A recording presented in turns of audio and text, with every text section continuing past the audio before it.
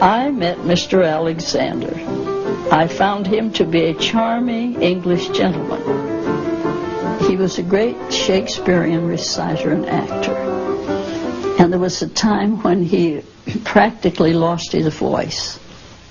He studied himself for clues to find out what was wrong.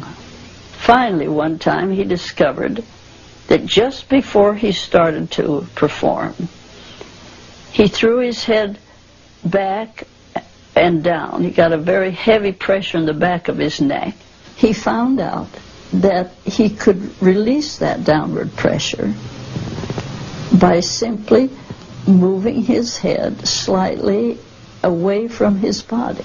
And he noticed as his head moved very slightly away from his body that there was a tendency for his body to move along with it.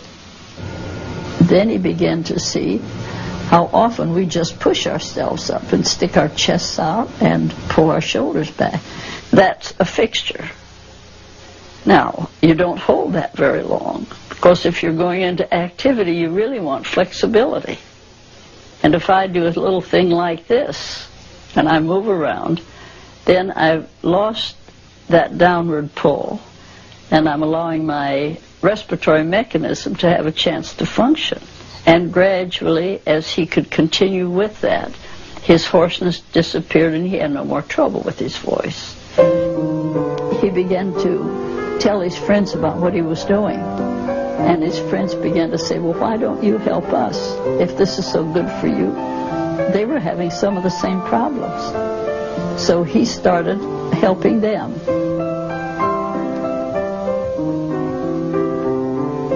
Word spread, and soon people were coming from all over the world to study with him. He worked with John Dewey, George Bernard Shaw. Aldous Huxley even made Alexander into a character in one of his novels.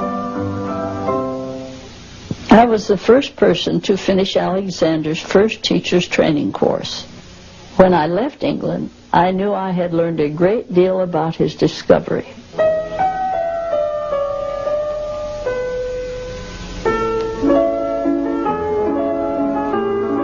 Children move lightly and easily. If you learn to watch, you will notice that their little heads always start any movement they make. And you see, we have interfered with that. Alexander's discovery gives us back our natural, much more of our natural ease and flexibility of movement.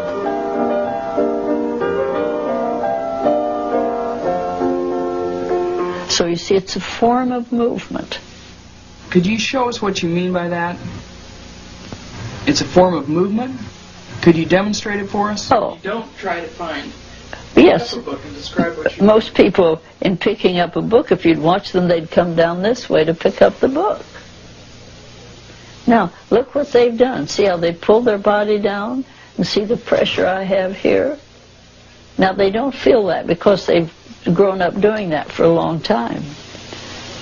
Now, there's no reason why, if I want to pick that up, I just don't leave my body alone. Where do I move from in both instances? My hip joint is where I really move from. Now, if I move from my hip joint, all I have to do is move my arm to pick up the book. There's no reason why I have to add this to the fact that I want to put the book down or pick it up. That's a very, very simple way to demonstrate it, but that's the thing we do.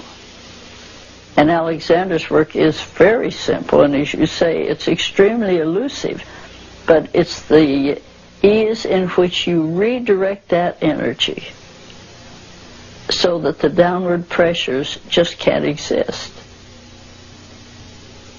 He gently put his hands, one hand very delicately here, and another hand very delicately back here.